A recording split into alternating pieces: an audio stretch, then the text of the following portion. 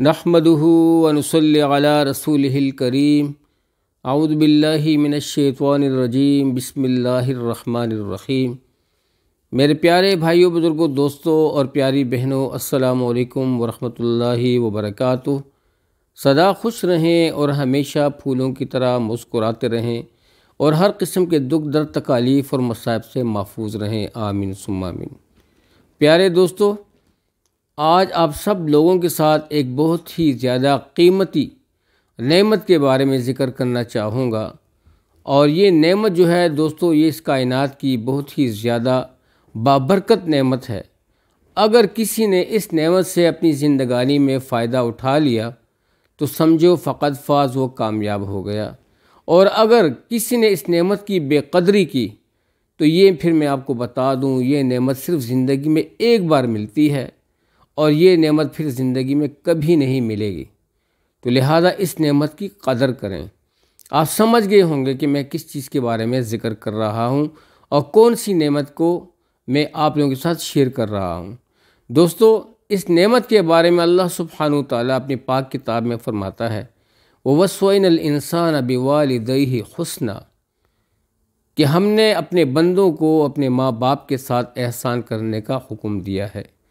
دوستو، اللہ سبحانہ وتعالیٰ نے یہ حکم دیا ہے کہ تم اپنے ماں باپ کے ساتھ بہت آسان طریقے سے احسان کرو، اور ایسا احسان کرو جیسے کہ انہوں نے بچپن میں تمہارے ساتھ احسان کیا، تمہیں پالا پوسا اور تمہاری خدمت کی، سردیوں میں رکھا، گرمیوں میں رکھا، اور ہر قسم آپ کی ضروریات زندگی کا خیال رکھا، خود سختی برداشت کی، لیکن آپ کو شہزادوں کی طرح رکھا۔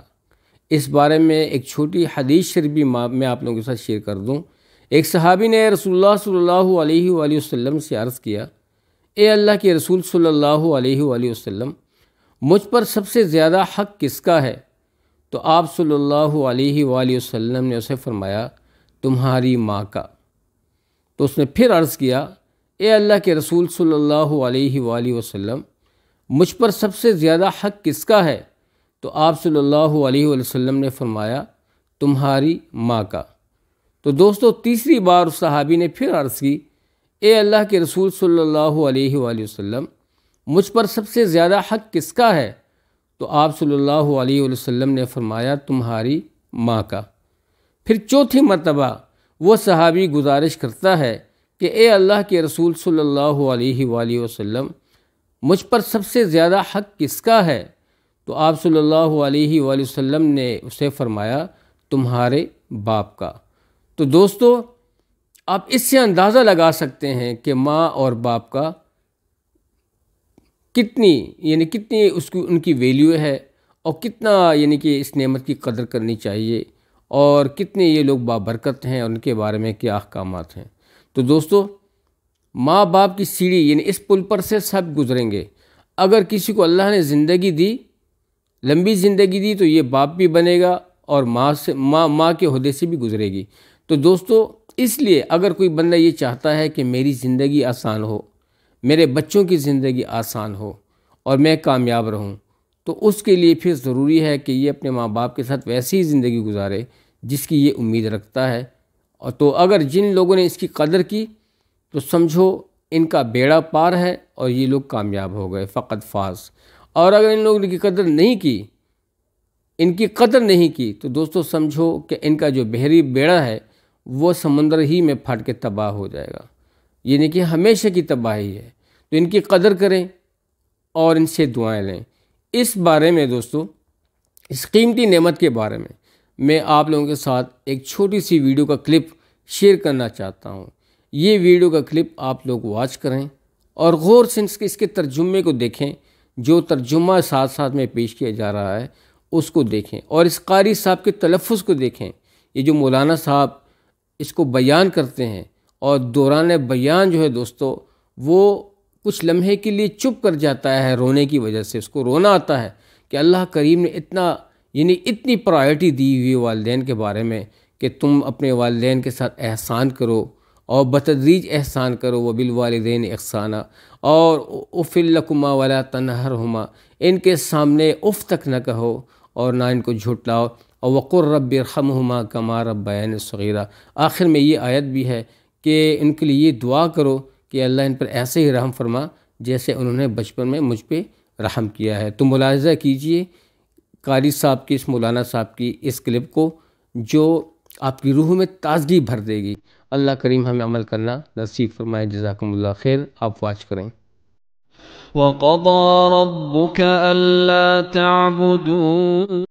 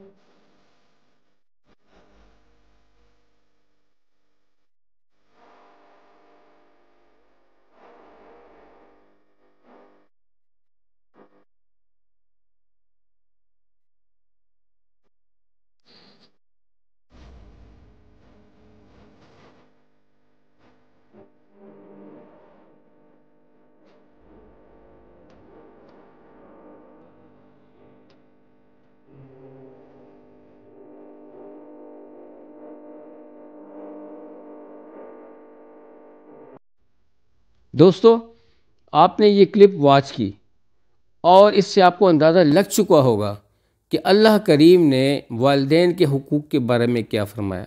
بہت ہی بڑھیا نعمت ہے، اور اللہ کریم نے بہت سختی سے سمجھایا کہ تم نے اف تک نہیں کہنا اپنے والدین کے سامنے اگر وہ تمہیں کسی بھی چیز کا حکم دیتے ہیں۔